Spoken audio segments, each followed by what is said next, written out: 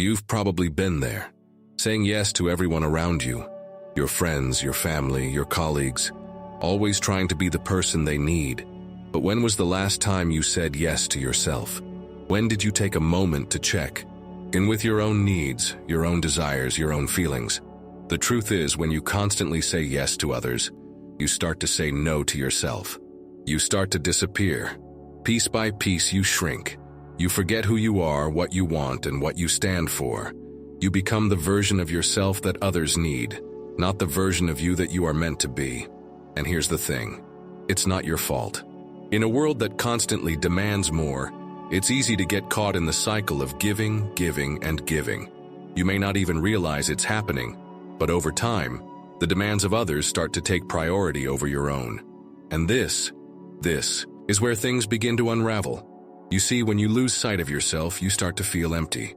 You feel tired, overwhelmed, and disconnected. And yet, you keep giving.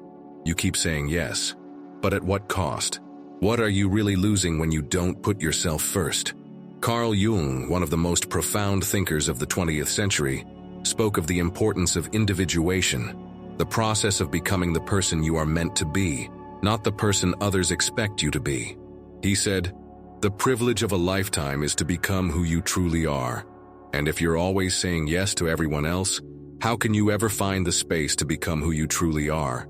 When you don't take care of yourself, you're essentially erasing your own identity. You're allowing the expectations of others to define you. And over time, this doesn't just wear you down, it wears you out. You'll reach a point where you don't even recognize yourself anymore. You owe it to yourself to stop and ask, who am I outside of all these roles I've been playing for others? What do I need right now, in this moment?"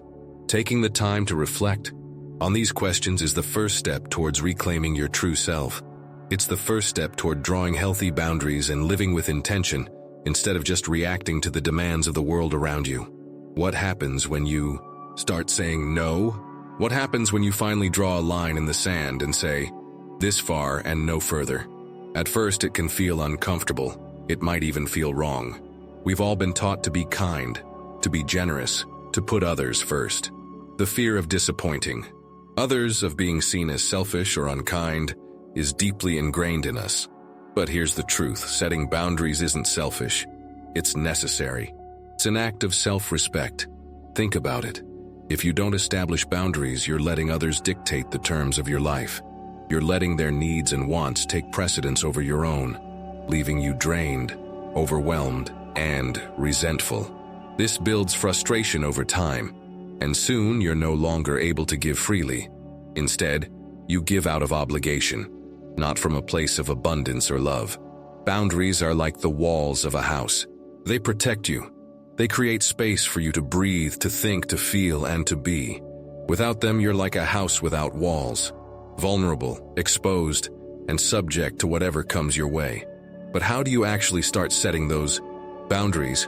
It begins with understanding your own needs, desires, and limitations.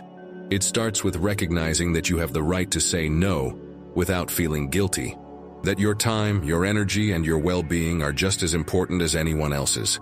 And in fact, they are the foundation upon which everything else is built. When you start saying no, you begin to reclaim your personal power. It's like taking back control of the steering wheel of your own life. You begin to prioritize your mental and emotional health, your peace of mind, and your own happiness. But here's the thing. Setting boundaries isn't just about saying no to others. It's about saying yes to yourself. Yes to your needs. Yes to your desires. Yes to your peace. Carl Jung, in his exploration of the unconscious, said that we must be true to the self. In other words, we have to honor our authentic selves, even if that means disappointing others at times. If we don't honor who we truly are, we risk living a life full of regrets, frustration, and ultimately disconnection. Setting boundaries means you're choosing to honor your authentic self. It means you're choosing to protect your energy, your time, and your mental health. And that is one of the most powerful things you can do for yourself. Now let's talk about one of the hardest parts of setting boundaries, the guilt. Have you ever felt guilty for saying no? For putting yourself first? For choosing yourself over someone else's needs or desires? It's almost as if we're wired to feel like we're doing something wrong when we set boundaries. like we're being selfish. But what if I told you that guilt is a false narrative? What if the guilt you're feeling is not a reflection of your character, but a reflection of the cultural pressures and expectations we've all internalized? Here's the hard truth. You have the right to take care of yourself. You have the right to say no without explaining yourself. You have the right to carve out time for your own well-being. But in order to do that, you have to shift your mindset about what it means to be selfish and what it means to be selfless. Let's take a moment to reflect. What if being kind to yourself wasn't selfish at all? What if it was the most generous thing you could do? Not just for you, but for everyone around you. Think about it. When you're drained, stressed, and overwhelmed, you don't have the energy to show up as your best self. You're not able to give from a place of abundance. Instead, you're giving from a place of scarcity, resentment, and exhaustion. And that benefits no one. But when you prioritize your own health and happiness, when you respect your own boundaries, something incredible happens. You're able to give more freely, more fully, and with a greater sense of joy. You start showing up as the best version of yourself, for you and for everyone else.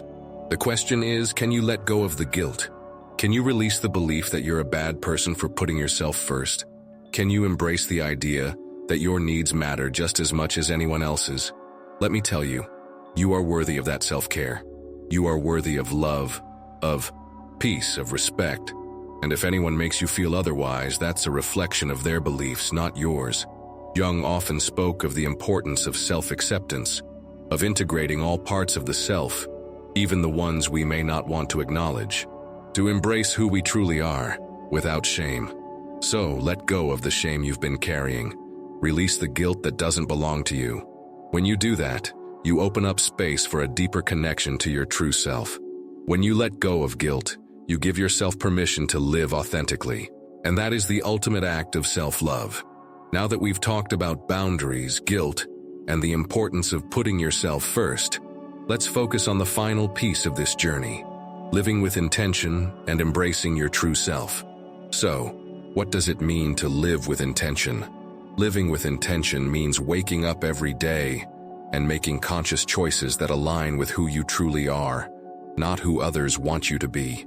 It's about being aware of your own needs, desires, and limits, and making sure that every decision you make serves your well-being. It's about showing up for yourself first, so that you can show up for others from a place of strength, not depletion. But living with intention also means letting go of perfectionism. It means acknowledging that you don't have to have it all figured out. You don't have to have all the answers. You don't have to be constantly perfect or constantly giving. It's okay to rest. It's okay to take time for yourself. In fact, it's necessary. Carl Jung said that the most terrifying thing is to accept oneself completely. And that's what living with intention is all about. Accepting all parts of yourself. The messy parts, the imperfect parts, the parts that need time and space to heal. When you accept yourself fully, when you allow yourself to be human, you create space for growth, for joy, for fulfillment. You start to recognize that you are worthy of all the love, success, and peace that the world has to offer, without needing to prove anything to anyone. But here's the catch. You can't do this if you're still letting the world dictate your worth. You can't do this if you're still seeking validation from others and abandoning your own needs in the process. It's only when you put yourself first, when you make yourself a priority, that you can truly live with intention. So how do you begin this journey? How do you start living a life that's aligned with your true self? It starts with small, intentional steps. It starts with checking in with yourself every day. It starts with asking, what do I need right now? What serves me in this moment? It starts with making decisions that honor who you are, not who you feel pressured to be. Living with intention also means embracing imperfection. It means being kind to yourself when you slip up, when you make mistakes, and when you fall off course, because you will. We all do. But every moment is an opportunity to realign with your truth. Remember, you are not here to please everyone. You are here to live authentically. You are here to become the person you were meant to be, and to embrace your uniqueness. And the only way to do that is by making choices that honor your inner truth. So, as you move forward, ask yourself, How can I show up for myself today? What steps can I take to live more intentionally? What part of myself have I been neglecting that needs my attention? The answers are within you. All you need to do is listen.